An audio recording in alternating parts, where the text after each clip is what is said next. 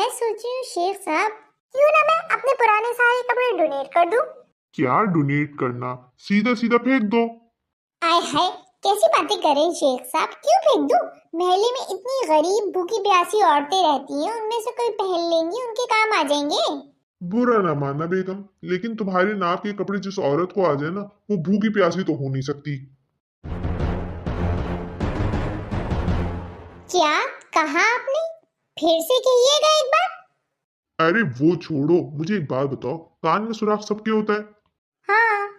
एक सुराख होने के बावजूद तीन चार सुराख तुम औरतें खुद से करवा लेती हो, लेकिन सुनती फिर भी किसी से नहीं हो। आपसे तो बात करनी ही फजूल है। हर बात का उल्टा जवाब देते हैं आप पे तो जैसे फर्ज हो गया मेरी हर बात का उल्टा जवाब देना। कभी मेरी बात का सीधा जवाब नहीं दे सकते आप? बेगम, तुम्हारी बात का ना सीधा जवाब देकर देखा है मैंने, लेकिन जो मजा उल्टा जवाब देकर आता है ना, उसकी तो बात ही अलग है। और तीन चार दिन तक फिर शुगर मिला अलग लगा रहता है। क्या यार शेख साहब, हम औरतों की जिंदगी में मसले कोई कम है जो आप शार हजार भी हमें ही तंग करते हैं? तुम औरतों के मसले ना बेगम मुझे बखूबी पता है। तुम बहू बनती हो तो तुम्हें सास अच्छी नहीं मिलती, सास बनती हो तो बहू अच्छी नहीं मिलती, देवरानी बनती हो तो जिठानी अच्छी नहीं मिलती, जिठानी बनती हो तो देवरानी अच्छी नहीं मिलती, नंद बनती हो तो भाभी अच्छी नहीं मिलती, भाभी बनती हो तो नंद अच्छी नहीं मिलती। हाँ, और अगर किसी औरत की किस्मत उरूजों पे हुई ना, उरूज पर, और उसे ये सारे रिश्ते अच्छे मिल गए तो देख लेना उसे काम वाली अच्छी नहीं मिलेगी। बेगम, तुम औरतों के मसले ना कभी खत्म नहीं हो सकते। सही कहा आपने, हमारे मसले कभी खत्म नहीं हो सकते। इतना कुछ संभालती है हम औरतें तो मसले तो खड़े होने ही है ना।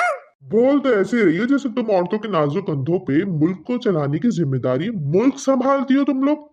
मुझे तो लगता है शेख साहब, मुल्क चलाने से भी भारी जिम्मेदारी हम औरतों के नाजुक कंधों पे होती है। मुल्क तो फिर भी बहुत सारे लोग मिलकर चला लेते हैं, लेकिन एक घर घर तो सिर्फ एक औरत चलाती। अपने शौहर को संभालती है, उसको ठोक पीट के सही करती, उसकी शादी से पहले के मसले हल करती, शादी के बाद के मसले तो चलते ही रहते, उसके बच्चों को संभालती, उसके घर बार को संभालती, उसके माँ बाप को संभालती है।